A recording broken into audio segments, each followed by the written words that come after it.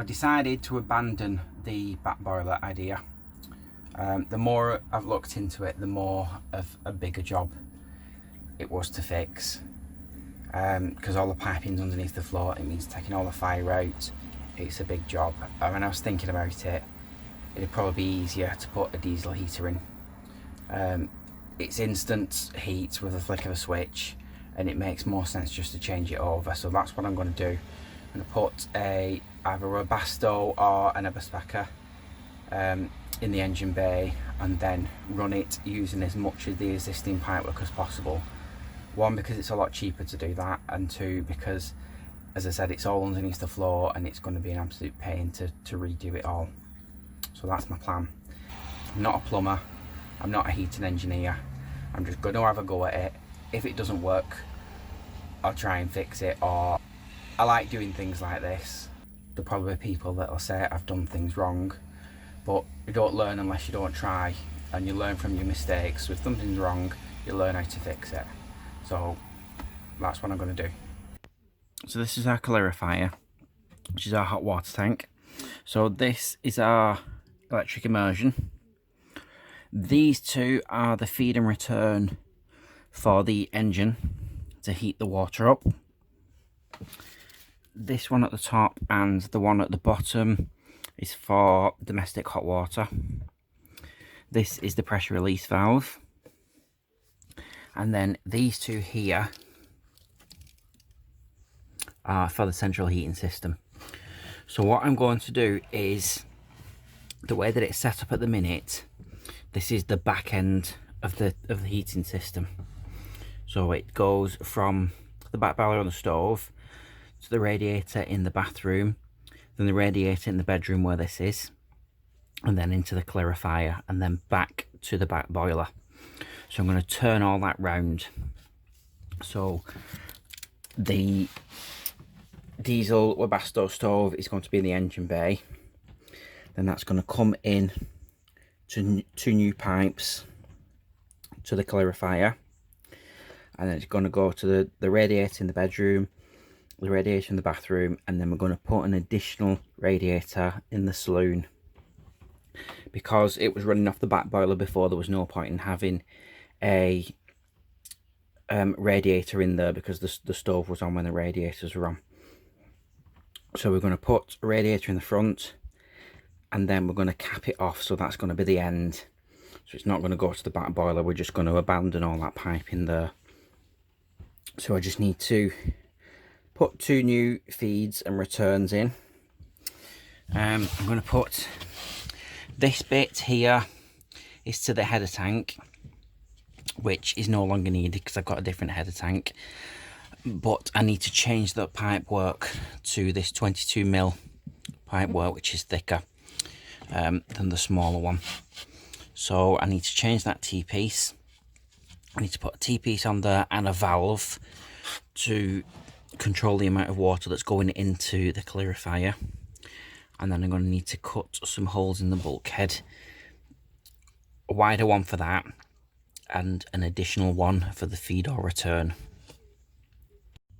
So coming from the clarifier, all the piping's underneath here. So took the pipe out that was for the header tank, the old header tank, and I'm just, this is the new one that's going in. I just have to make that hole a little bit bigger on that side, and then that goes through into the wardrobe. So there's one hole there where the old header tank feed went through, and I just need to make another one. Right, so just cut the additional hole now. So this is the engine bay, so I'm going to put the diesel heater on there, and then the pipework that we've got at the minute, these two at the bottom are the feed and return for the engine hot water. This is the old header tank piping that I've now disconnected. So right at the bottom there, I don't know if you can see, try to turn the light on.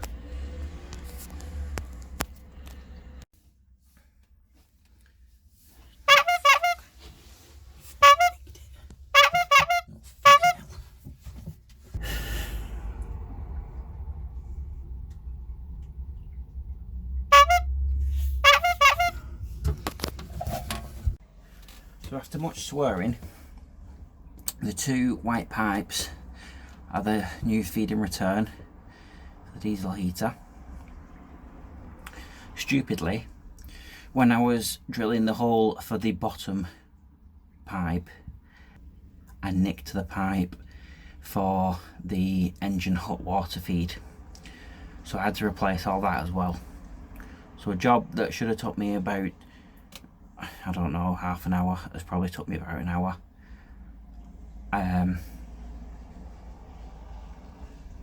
Yeah, so wasn't a good idea doing that. So now I've put them in, I can now change the header tank. So this is the old header tank. The pipes that I've just shown you are below this piece of wood. The one that was fitted for the old back boiler was just a single feed. So the water went in the top and it just kept everything topped up. The one that I'm replacing it with, it's got two feeds into it. So the water from the old system never circulated through this, it just topped it up. Whereas this one will be fitted in line. So when the water's returning to the boiler, it'll come up through here and then back down through here. Now, I'm not a plumber, I'm not a heating engineer, but from what I've read, this is what you need, and these are a load of rubbish. For two main reasons. One is if you put coolant in this one, in the old one, it doesn't circulate through the system properly because the water's not being pumped through there, it's just filling it back up. Whereas this one is being pumped, so when you put your coolant in there, it's going to go to all the system. Another reason that I've read that these are better are that these are self-priming. So if there's any air in the system, as it comes through this section, the air will rise to the top and then come out of this little gap here. Whereas the old one, you had to bleed it all through the radiators, from the back boiler. It's just not a good setup. So that's why I've chose this. But apparently this one is better for the two main reasons. Probably other reasons as well, but that's why I'm installing it. So I just took that board off. So we've got the two new feeds down there. So one of those is going to go down to the heater. The other one is going to come up here through the header tank and back down and to the heater as a return.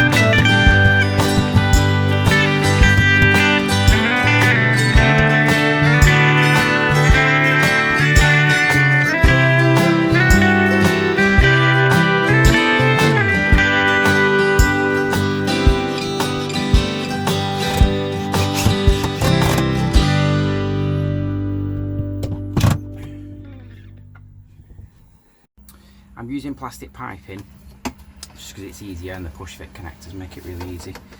So when you're cutting the pipe work, you need one of these.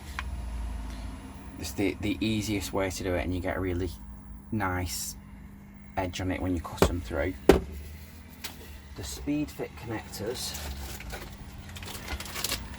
are these ones. So you literally just push the tube in the end of it and tighten it up, and that's it, it's done. You also need these little plastic washers that fit inside the tube, so they protect the ends of the tube and stop it getting squashed basically when you're doing it, to make a waterproof seal.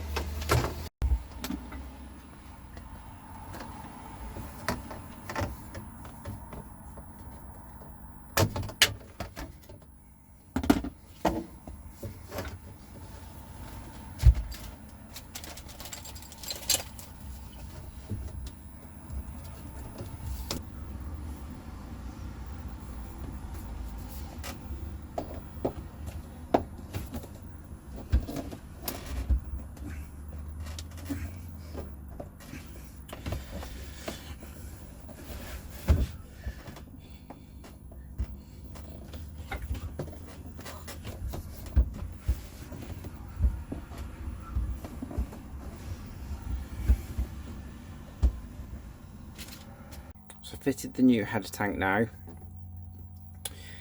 So we've got the pipe coming from the return down there, and it goes up into the header tank, back down, and then it'll go to the diesel heater, and then the feed will go to the other one that's just down there.